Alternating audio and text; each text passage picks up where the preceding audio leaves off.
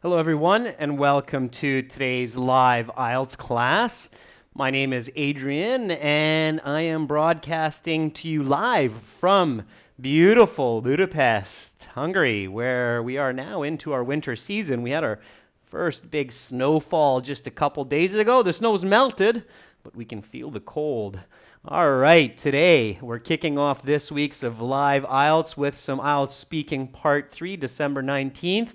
As usual, our materials come from our websites, aehelp.com for academic IELTS and gieltshelp.com for general IELTS. Make sure you know which IELTS you need and go to the correct website to prepare yourself. Hi, Begzod. Hope you're doing great. Thanks for the suggestion for the members chat class. Hi, Johnny. Hi, Jasveer. Hi, Tinder Shanky. Hi, Mira Kumari and Vasil Magari. Good to see so many students joining in today. All right. We still have this promotion going on our websites, Partner 30. You can find speaking partners on our website. When you log in, just click the Student Partner Speaking button, and you can use this function in the free or paid website. When you go to the checkout form, type in Partner 30 to get a 30% discount for the full course. All right. If you want to contact me, you have questions about IELTS, our products, our books, please don't be shy. Send me an email, adrian@aehelp.com, ADRIAN at aehelp.com, and I will do my best to assist you given my knowledge and availability. All right, here's a quick look at our schedule. You can always see our schedule in our community comments. You'll find it in there. So 19th to January 3rd. We have our speaking part 3 today, as you can see here. Tomorrow we will do a task 1. We'll look at a chart. And then we'll have some reading strategy on Friday. And then on the 22nd, we will have a members chat class that will be about diagram floor plans there, okay? No class for 23rd all the way to the 26th as it is Christmas here, so we're taking a break for the holidays. Back on the 27th with some more speaking. Tinder, thanks for sharing your marks. Not a bad start. 666, 5.5, overall 6. I have a feeling you can do even better. So just keep up the good studies. You're very, very close to that 6.5 that's needed for most schools and for immigration. Welcome, Patel, for your first day. All right.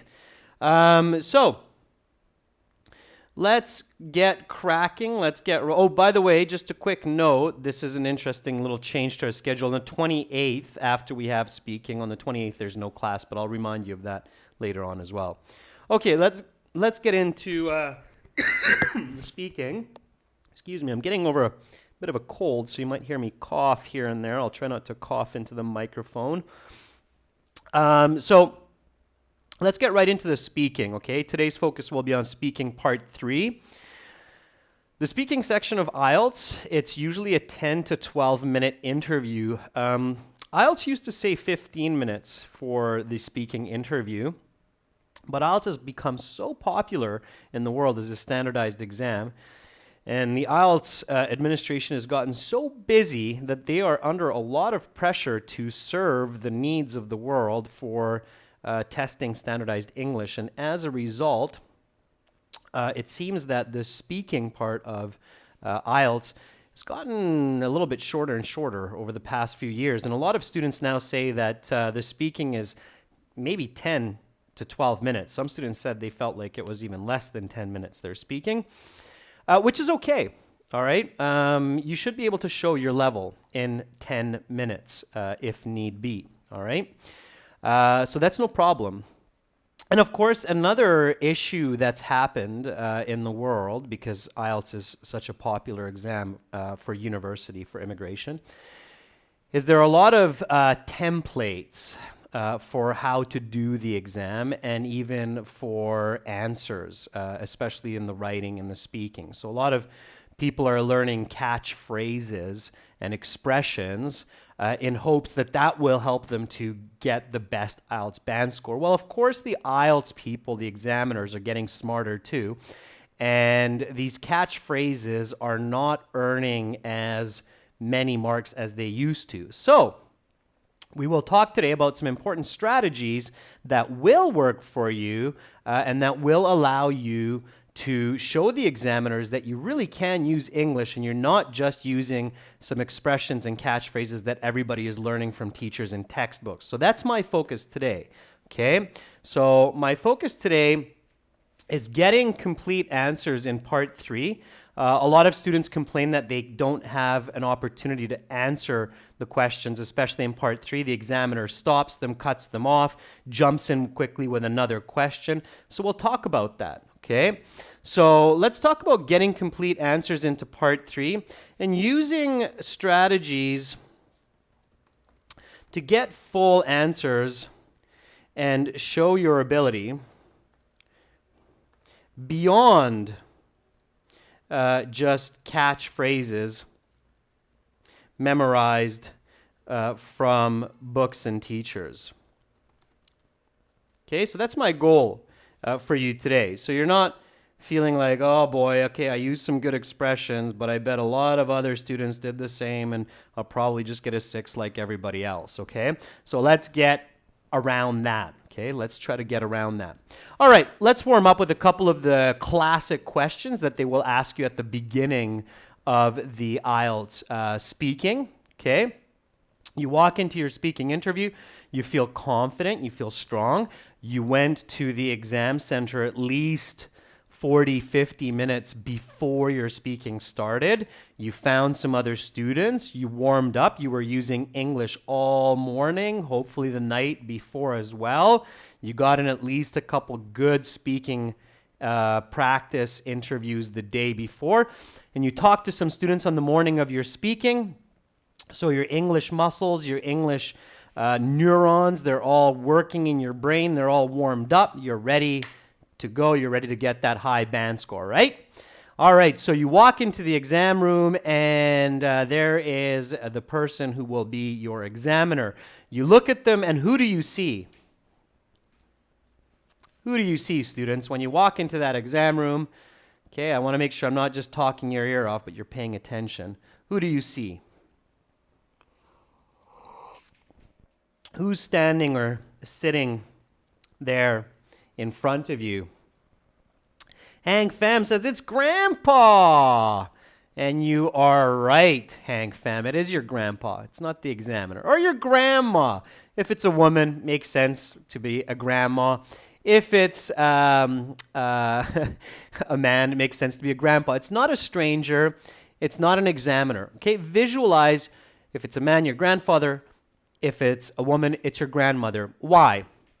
You're not alone, Fatima. Absolutely, you're not alone. You speak respectfully to your grandparents. Okay? You feel comfortable around your grandparents. You express yourself clearly with your grandparents. You give examples and explanations. Okay? You know that your grandparents are not the same generation as you, so they don't have the same ideas about social media, technology, traveling in the world, and so on. So you give very clear and complete answers and you feel comfortable with them, okay? All right, then the examiner asks you, please have a seat. May I see your identification, please? Okay, now this is a speaking class and clearly you're listening to me, but I can't hear you. I can read your words, but I can't hear you. So I would like to be sure, I would like to believe that you are repeating what I say nice and loud at home. So please repeat me. Repeat the questions, repeat the answers that I give, and repeat the suggested responses from your classmates as well. I will be correcting them in the stream so you can read them, you can see them, you can hear me say them, okay? So Make sure to repeat nice and loud. Move the muscles of the mouth, the tongue, the diaphragm, the lungs, okay? Use your senses in combination. It's the most effective way to learn. All right.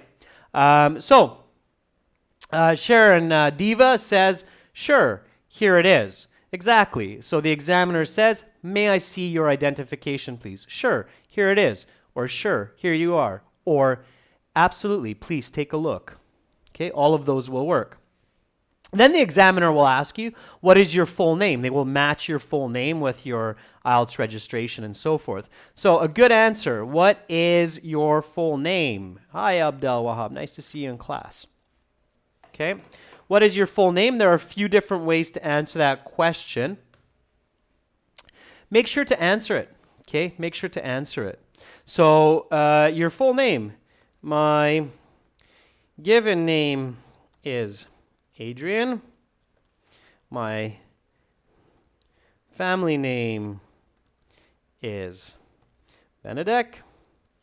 Please just call me by my first name. Okay, so that is a good answer. All right, so my given name is Adrian. My family name is Benedek. Please just call me by my first name. All right. Okay, let's see what you have. My full name is Prashant Rawat. My friends and family call me Sonu. Absolutely. So please just refer to me as Sonu. Ramesh says, my first name is Ramesh. My family name is Giri. Please call me Ramia.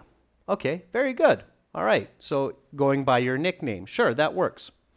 Okay, and then British English. What do you like to do at the weekend? So for part one, the examiner will ask you a couple warm-up questions, a couple icebreakers, and then some questions on a general topic. We're just doing the icebreakers to get you warmed up before we get into some strategy and part three, higher level questions, okay?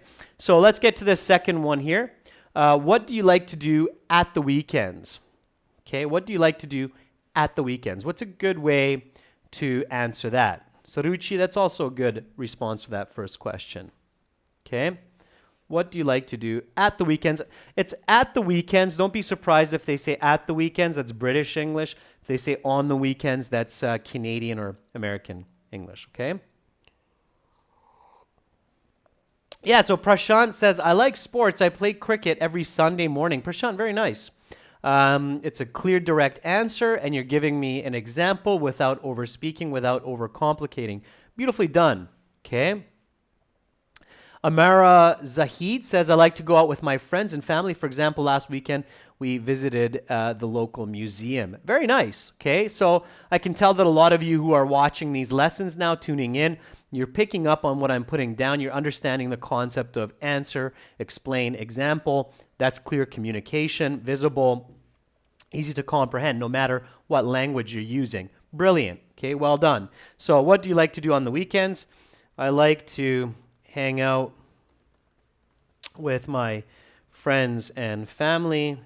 Just yesterday, we went to the local museum. Great. Very good. And if you want, you can make it even a little bit better, throw in a bit of quantitative language, meaning measuring numbers for about 2 hours. And we had a great time. Some qualitative language. Okay, so again, repeat after me. What do you like to do at the weekends? I like to hang out with my friends and family. Just yesterday, we went to the local museum for about 2 hours and we had a great time. All right, hang out. It's a nice phrasal verb. It's natural. It's a little bit of slang. It's good. That will get you some marks. Specific example coming in right away. A little bit of quantitative language and a little bit of qualitative language. Brilliant. You're on your way to a nice high score. Again, students, some good responses. Just make sure to repeat after me. Don't worry if I don't catch your example for every question. I'll try to get different people on different questions. So let's talk about getting complete answers into part 3 strategy. Okay? So what you need to do, okay, is give answer, explain, and example. Okay? Now, some students have complained to me and they said, Adrian, that's great, but when I was in my last IELTS exam and I was doing part 3 especially, and I started to give an example like, for example, or for instance, the IELTS examiner just cut me off and they either jumped to the next question or they asked me an opinion. Like, why is that? Okay? So that's not good. If that's happening, something's wrong, okay? Even if the IELTS examiner is rushing, there is a couple of really good steps that you can take to avoid giving half answers or to be interrupted, okay? So you can say, all right, you can say different ideas or you can say answers and examples in different ways that will let you get the example out faster, okay? So usually people say, for example, or for instance. This is a slower way, and this way you're forecasting the example, okay?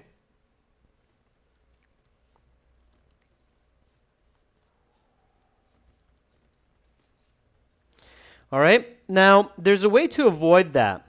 Does anybody know how you can avoid forecasting the example?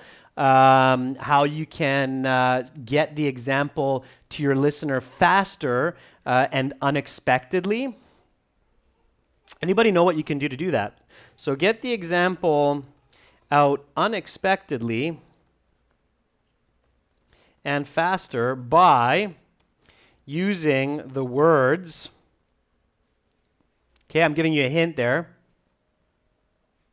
No, to cite an illustration, Jasveer, is very slow and you're absolutely forecasting. Based on my experience, it's also forecasting. SCN Barat, you're a little bit closer. You said such as or likewise, and Sharon Diva says like or such as. Yeah, the fastest ways to get them out are as. I'm going to actually do it in a rank order here. Like, such as, and the most kind of sneaky way is using the word just. Okay? If you use the word just, a native speaker will have no idea that it's an example coming until you actually give the word just. And Gagan Kalas, I think you just came up with that as I mentioned it, okay? So you can say, just 2 weeks ago, I went to the dentist and had my teeth fixed. So if you're answering the question, that's an example. It comes out really, really fast, okay? So this time, when we're doing part 3, we're going to avoid using for example or for instance, and we're going to focus on these beautiful little words here to get these examples into our part 3 answer. Now, when the examiner is cutting you off, there's probably a couple of factors that are influencing the situation, okay? So, why is the examiner cutting me off during my answers? Okay. So anybody know why the examiner is cutting you off? Well, one reason is you are off topic and you are not answering the question. Okay. That's one reason for sure. Examiners don't want to waste your time or their time. So if they ask you about apples and you start talking about oranges, yeah, they're both fruits, but the examiner asks you about apples, not oranges. So they'll cut you off, go to the next question, hoping that you're going to talk about apples if they talk about apples, okay? Pachu says time is limited. Yeah, sure, maybe. Yeah, they might be rushing. They might be thinking, oh, geez, I got to get 3 more students in before my lunchtime or coffee break. Mujtaba, I'm not sure what you mean by retendency, but it's possible. And Murasa says, yeah, the answer's too long, or there's just too much repetition. Yeah.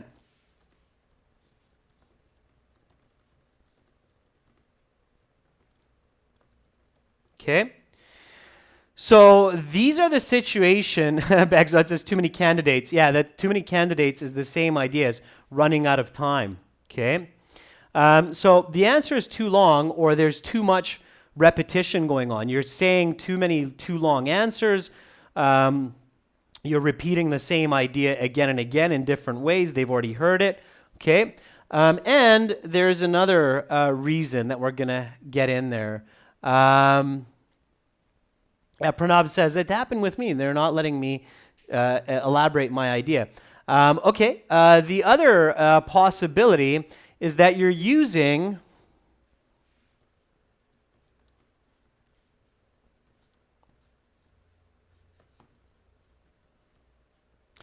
pre-learned catchphrases. Okay. So this is one that a lot of students don't think about.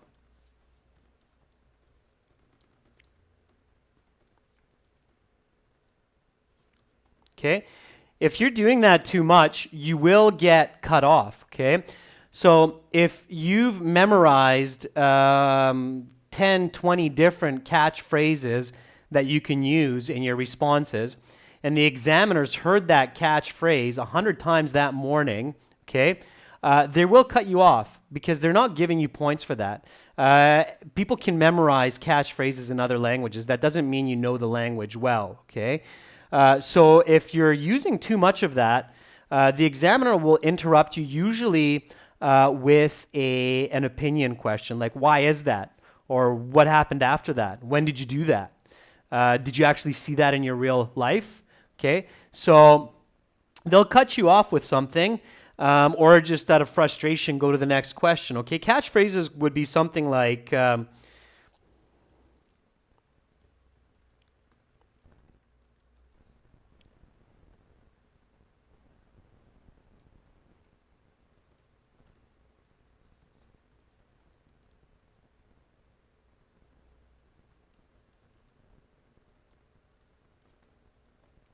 okay, so if you're using something like this, well, there are several reasons for this situation.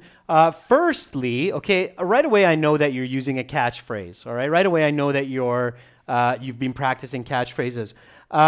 In part 2, a very common one, which is really annoying, is when students do this.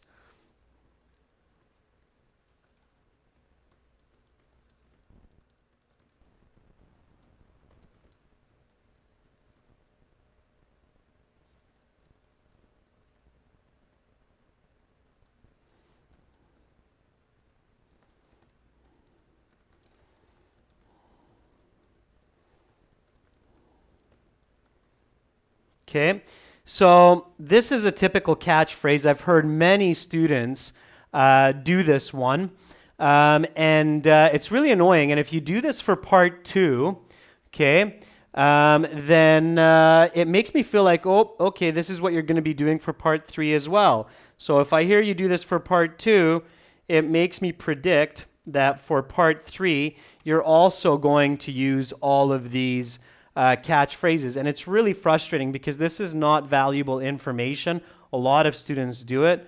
Don't thank me for giving you the opportunity. You paid for the IELTS exam. You're sitting there. You're there to do a job.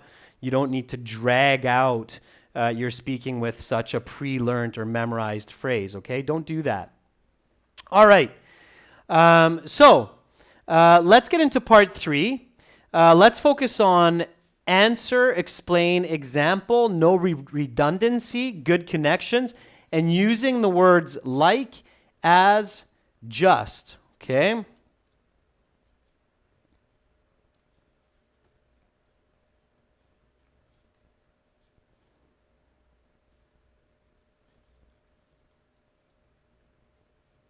Okay, so the examiner says, okay, here we go. Some people like to plan their trips. Others prefer to be spontaneous. Which do you think is better? Okay, so again, we're getting into part 3. Repeat nice and loud after me. The examiner says, let's talk about travel. Let's talk about travel. Some people like to plan their trips. Others prefer to be spontaneous. Which do you think is better? Okay, let's focus on answering this question. I'll give you an answer here. I'll give you a head start. Give an answer, give an explanation, and an example. Use the word like, as, or just to flow into your example.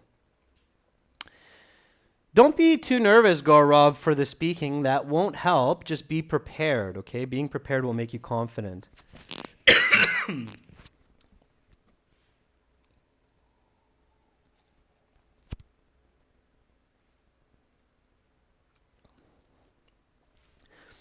For Dune, open questions are really important to practice and answer effectively.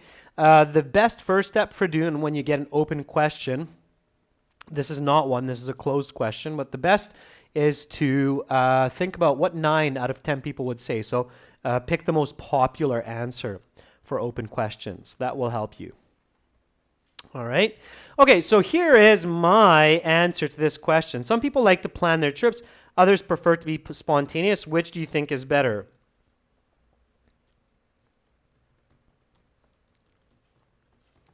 Okay, I'm not going to say it because I'm giving you a chance to answer here.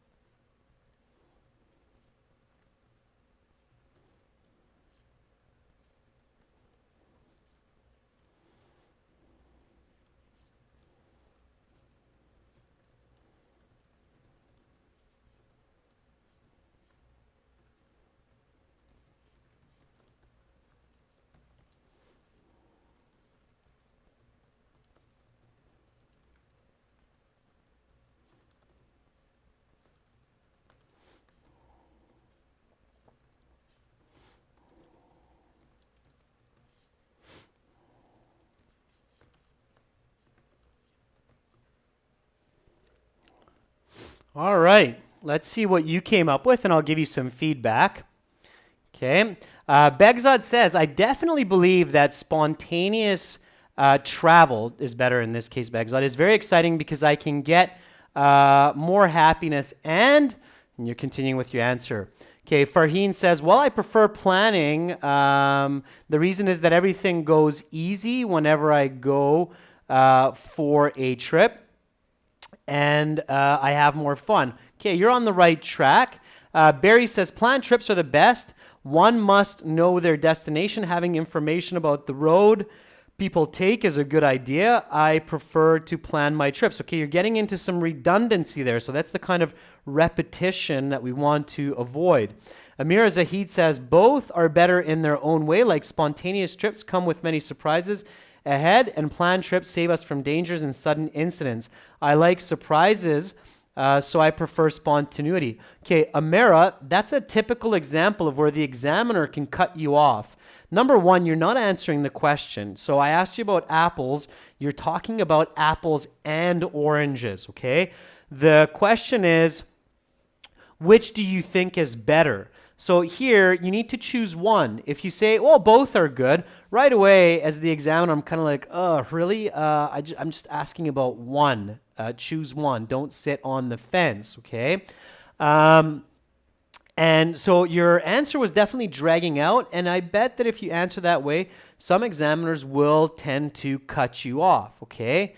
And they might cut you off with something like, but which one do you choose? But which one do you choose? And they'll start forcing you to choose one instead of explaining both because they're scared that you're going to drag out that answer. Okay. Kesey says, I suppose spontaneous trips are exciting and adventurous. while planned itinerary are boring? Kesey, again, you're not answering the specific question. Okay, which do you think is better? It's very clearly asking you for one or the other, not an opinion on both. Preeti says, I think planning is always good for trips because it gives valuable information about the particular place. So we can not only save time, but also it prevents us from uncertain situations. Preeti, that's great. Okay, you're giving me a direct answer. You're including a correlative conjunction. And if you include an example, I know that you have limited space in the chat, but after that, if you say, as last week, when I went on a business trip to Dubai, then boom, you're up at a band 9. Okay, it's perfect. Dhanraj Tamang says, for example, I went to Greece last month, and the best part of the trip was the last moment when I went to the island. It was a nice surprise. Okay, Dhanraj, I didn't catch the beginning of your answer. But again, here we're focusing on avoiding the words, for example. So here, for part 3, we want to get out the examples by focusing on using the words like, as, and just, okay? So not for example or not for instance. Because if you use for instance or for example, then the examiner may cut you off and jump to the next question. Okay, so get your answers out a bit faster. I think if you use for example or for instance a couple of times, you're okay. But if you start using it for every single question, then you will get into some trouble. All right? Majid says, I think to plan trips is better than being spontaneous because I can prepare for anything and won't be confused or uncertain of what happens. Majid, don't use the word you. The question is asking you, not me, the examiner, okay? So avoid the word you, all right? Marasa says, I really like to plan trips because it saves my time. Just last month when I went to Canada with my friends, I checked out a lot of places because I knew exactly where I was going and when I was going. Marasa, that's very good. Notice my correction. Make sure you repeat that, all right? Okay, great job, everyone. Just going to check real quick. Can everybody hear me and see me okay right now? Is everybody able to hear me and see me okay? Just want to double check that with you. All right, great. Thank you for confirming that. All right, let's go to the next question. Oh, sorry. Let's repeat my answer before we go to the next question. So just repeat this question after me. Some people like to plan their trips. Others prefer to be spontaneous. Which do you think is better? I believe it is much better to have a detailed itinerary when traveling because this way dangers and surprises can be avoided, as well as financial loss. Just last month when I traveled to London, I saved at least £1,000 because I pre-booked my hotel stay. Now, John Harry says, the examiner might say something like, please elaborate on this. Okay? So if the examiner cuts you off here, and the examiner says, and it's a great suggestion there, John Harry, I think that's where you're going with this. So the examiner says, please elaborate on this. Here, can you elaborate on this? Elaborate means to give more detail. Now, clearly, if you were able to get out this part, then they're referring to this part here. Okay? So here, I can elaborate by saying something like, well, when booking lodging ahead of time, it is easy to search for the best deals online. As well, most accommodations are cheaper when reserved in advance at least a week.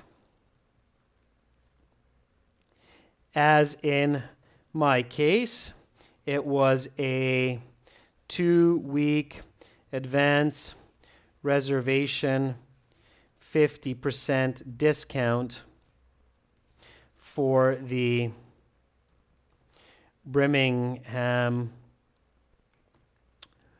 Holiday Inn. Okay, so there you go. That's my elaboration. And again, details, okay, and going into that example. Okay, so referring back to that example. All right, repeat after me. So the examiner says, please elaborate on this. Well, when booking lodging ahead of time, it is easy to search for the best deals online, as well as most accommodations are cheaper when reserved in advance, at least a week. As in my case, it was a 2-week advance reservation, 50% discount for the Birmingham Holiday Inn. Okay, so that would be an elaboration if the examiner cuts in with can you elaborate on this? All right. So that was a good point. Thank you, student, for making that point of, yeah, they're cutting in. They want you to go into more details. So that's what you want to do. We'll practice a little bit of that with our next questions. Again, repeat me, repeat your fellow students. Nice and loud, all right? Here we go. Repeat after me. What are important preparations before taking a trip to another country? So what are important preparations before taking a trip to another country?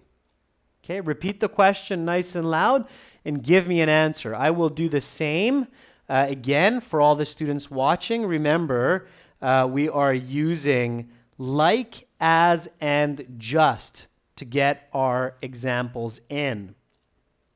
All right, so what are important preparations before taking a trip to another country? Now here, you definitely want to think of, hey, what would 9 out of 10 people say for this?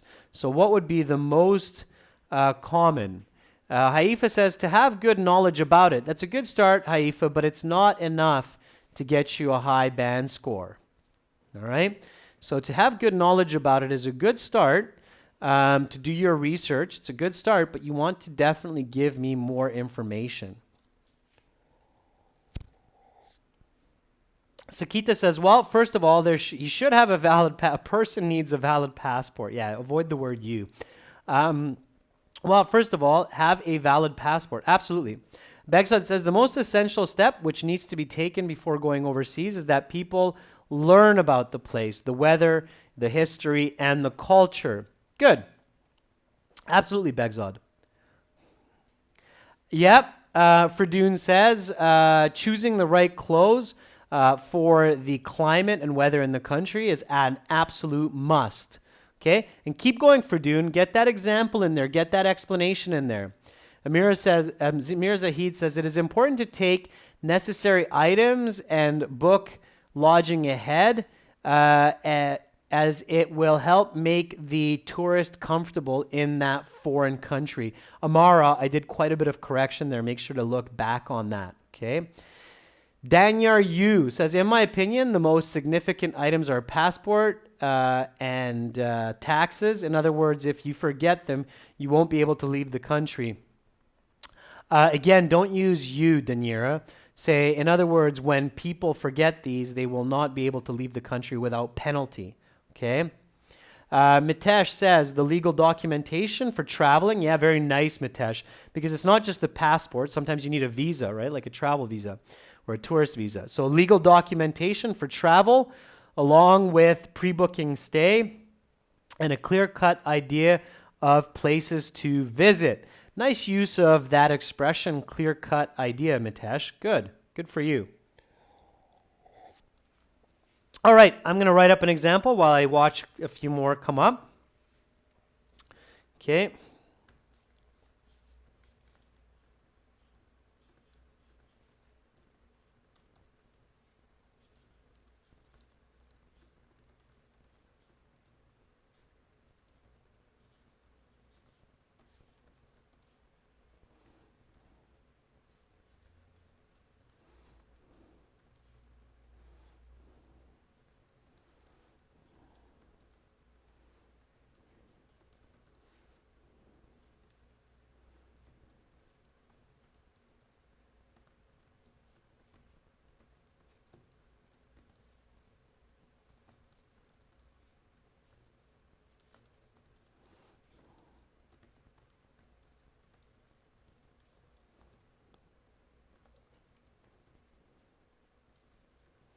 Okay, so here's a quick, crisp answer with example explanation.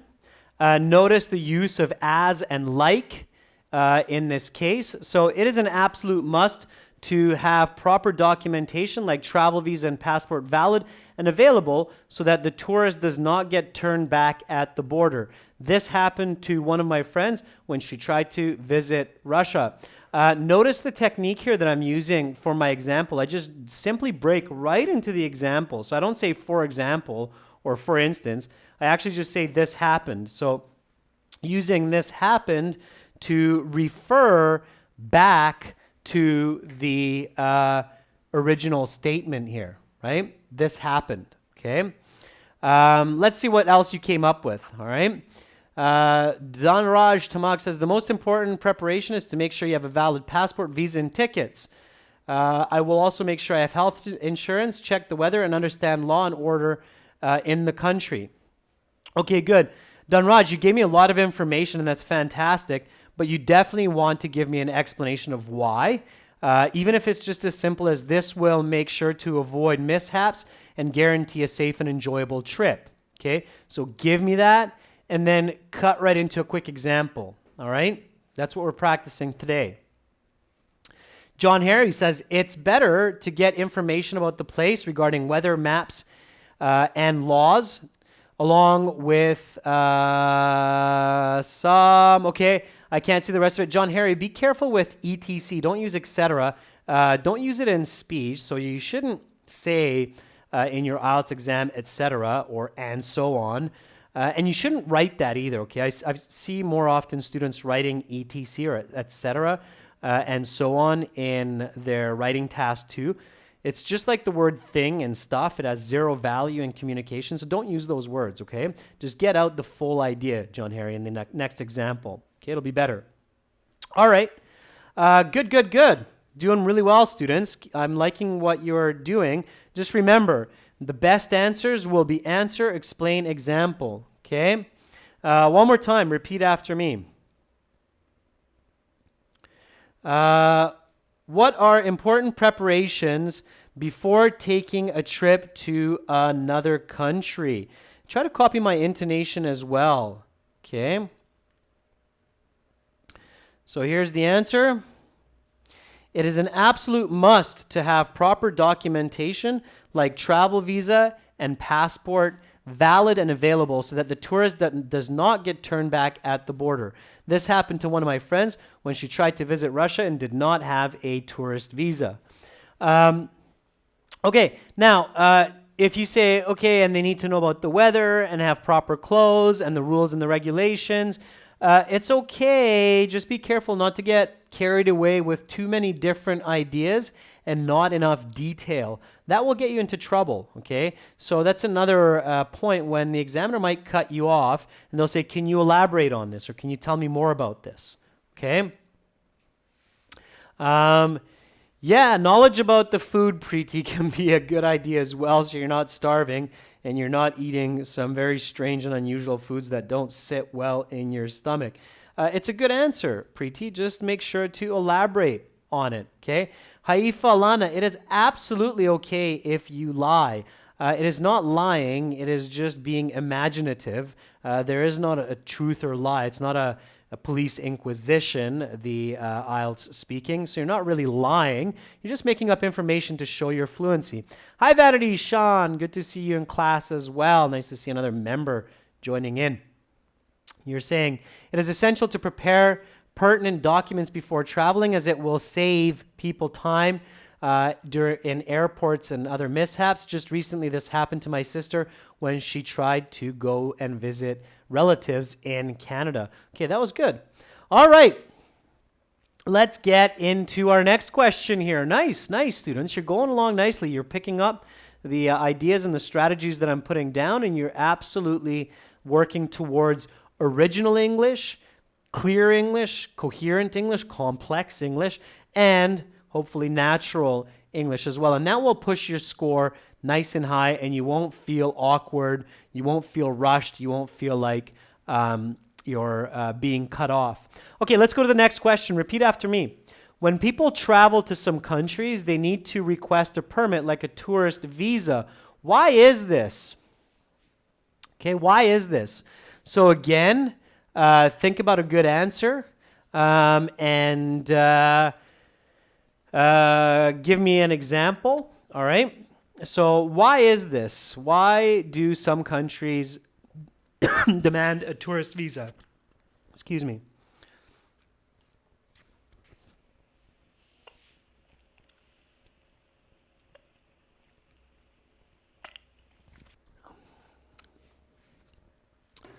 And I know as the world globalizes, there's definitely some problems with this. It's a good question.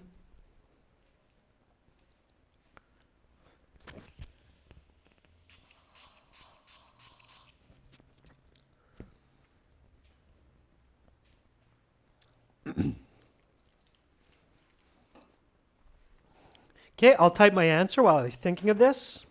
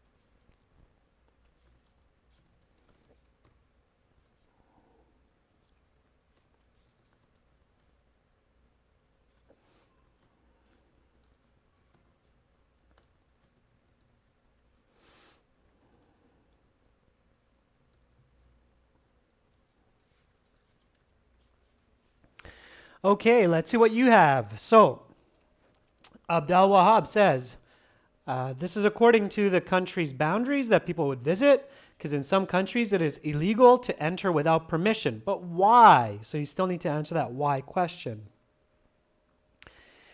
Barry says maybe it's because they have their own rules and regulations and certain traits are not allowed. Last neighbor has been applying for German visa like forever, but has been rejected every time. Okay, that's still not answering my question all that clearly. Why is it that they need the visas? You're right. Maybe there are some customs or cultural practices that need to be kept in mind. Absolutely. But in most cases, travel visas are required to know more about the tourist, right? When you think about this answer, think about what do you need to do for a tourist visa? Well, for a tourist visa, you need to provide a lot of information. Who are you? Where are you going? Where do you come from? What do you have?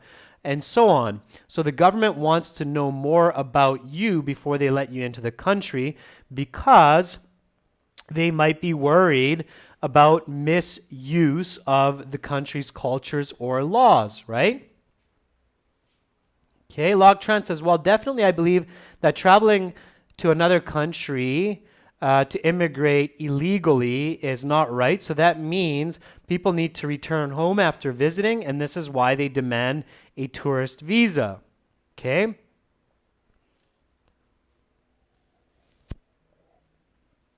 Prajim, it's a different answer, but also a good answer. So Prajim says most countries ask for a permit to keep data on a tourist throughout the year.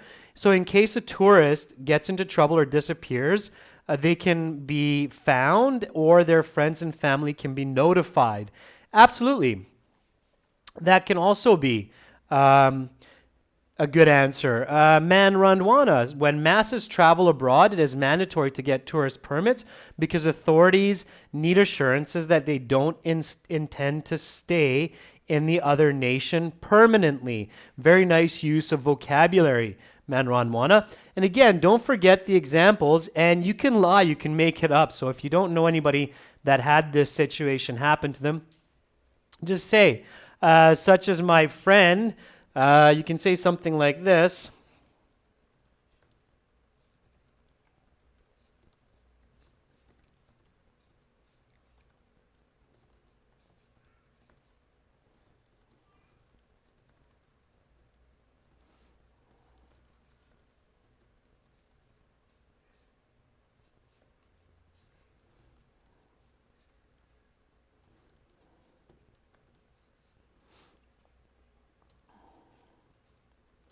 Okay, so such as my friend Lee, who went to Canada for travel, but fell in love with a girl and tried to stay illegally, so he was sent back to China. Poor Lee. I just made that up, by the way. It's no such person. Again, here using such as to get in that example, all right? And there's some nice answers there, okay? Juan Pablo says, sure, some countries ask for a valid visa because they want to be sure that the kind of people who visit the country as well as their purpose is just. In the USA, when many people try to go there with the intention to live there and get a job, some get involved in illegal activities, and the government cannot keep track of them without visa applications. So Juan Pablo, I did a few corrections there. Pay attention to that. All right. So here are some more questions. Let's talk about tourism. Tourism is a bigger business now than ever before. Why is this? Can you think of any new kinds of tourism that hadn't existed 50 years ago? Many people make travel arrangements using the internet. How has this changed tourism? We'll talk about these questions in a minute, but I want to get back to what we started with here. So we started with some students complain that in part 3, the examiner stops them or cuts into their question, doesn't let them finish in the IELTS. Why does that happen? Well, you're going off topic. You're talking about something completely different. The examiner doesn't want to waste his or her time and your time, so they cut you off. The examiner is running out of time. The answer is too long. There's too much repetition. You're saying the same information again and again. Or you're using pre-learned catchphrases, and the examiner is looking for original English. They don't want you to say things like, well, thank you for asking me this question. There are several reasons why people may or may not be required to hold a valid residency visa to enter a country. Firstly, the country needs to know, okay, the examiner is going to cut you off, all right? If you do something like that, the examiner will give you a few seconds, and inside their head, they're probably going, but they'll have a blank poker face, and they'll eventually go, okay, why do you think that? Okay, what's the reason for that? What's the purpose for that? So they'll cut in. Okay, don't do it. All right, so let's say that they're running out of time, okay? So you're doing everything right. You're giving original English. You're using some of your own language, your own diction. You're using good vocabulary. You're not repeating your ideas. And you still feel rushed. You still feel like the examiner is just really going at you and not giving you a chance to complete your ideas, and they're just really anxious. Maybe you're the last person that day. They've been doing this all week. What should you do? So what can you do if you feel like, hey, this examiner is really not being fair with me, and they're really just kind of interrupting me and not letting me finish, even though I'm not using catchphrases, I'm using good quality English, I'm trying to explain myself, give relevant detail, examples. What do you do? What do you do? What should you do? Let's see what kind of an answer you come up with. Now try to, don't be rude. So stay calm and kind. Remember, it's your grandpa, right? In the very beginning, we said you're talking to your grandfather or your grandmother. You're not going to be rude to them, right? Yeah. There's the first rude answer. No, you're not. You're not. Should not definitely use physical violence. You'd probably be arrested. Okay. Um, Sakita says, say more interesting answers. I don't think so. Sakita, the IELTS examiner does not judge how interesting or uninteresting your questions are. Menranwana says, long answers are not positive in part 1 and 3. Nope, not if you're being redundant or if you're going off topic. Megzat says, well, give some quick, short answers. Lochtran says, that happened to me 2 days ago. I know, you're just kidding. Yeah, Haifa Lana, very good. Show your communication. Absolutely. Why not? If you feel that you're being rushed, again, you paid close to $300 American for this exam. You have a right to have good audio equipment for the listening section, good pencils for the note taking, and you have a right to be heard in the speaking section, okay? So just let them know. Just say, excuse me, and say it politely. Okay, so say it politely. Excuse me.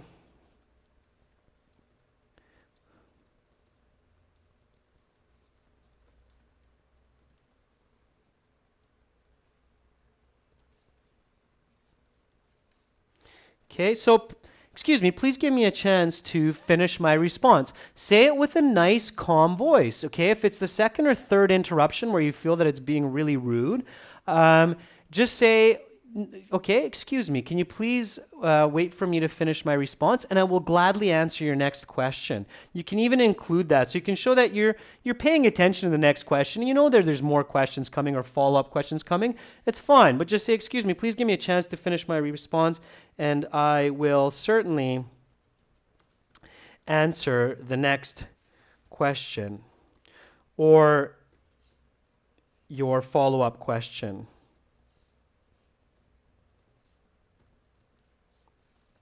Okay? Communicate. Ask the person. Don't be shy about that, all right? You're a human being. They're a human being. You're not in jail, okay? They're not the king or the emperor of your world. They're an IELTS examiner. They're there to check your English. And perhaps they're human too. They might be tired. They might be frustrated. They might have had a bad day. They might feel like you're using rehearsed phrases when you're not. So don't be shy about that. Just say, excuse me, please give me a chance to finish my response, and I will certainly answer the next question or your follow-up question, okay? It's okay to do that. And then that will stop the examiner. That will calm the situation. It will maybe let them see that, okay, this person clearly wants to, give their full response. They feel like I'm not giving them a chance. And hey, if that hurts your score, guess what? Your score will probably be hurt anyway if you're getting really frustrated and upset that you're not being heard or you're not finishing your sentences. Sharon, absolutely. Why wouldn't you be able to use such a sentence? You're there to communicate. You're in a discussion. You're being asked questions. You're giving answers. If you feel like you can't finish your answer, you should be able to finish up. Yeah, Vanity Sean says, pardon me, sir, but can I just finish up my answer before we go to the next one? Absolutely, yeah. Now, be careful. So before you say something like this, okay, and this is very important. So before you say something like this, make sure that it's not because of number 1 or it's not because of number 3 that you're being cut off, okay? If you're off topic, so if you're not clear about that question, don't do this. So don't ask for time to finish an answer that's completely off topic, all right? If you're 100% sure that you understood that question and you're just being cut off because you're being rushed, that's when you do this, okay? Don't do it if you feel like you might be talking off topic, and don't do it if you've already been speaking for 2 minutes and you're just repeating the same idea. That's really bad. Definitely don't want to do it then, okay? But if you're just starting your answer and you're being cut off and you think, I really understood that question, then you should say what I just put up here or what Vanity Sean just said. Pardon me, sir, may I finish my answer? Sir or madam or ma'am.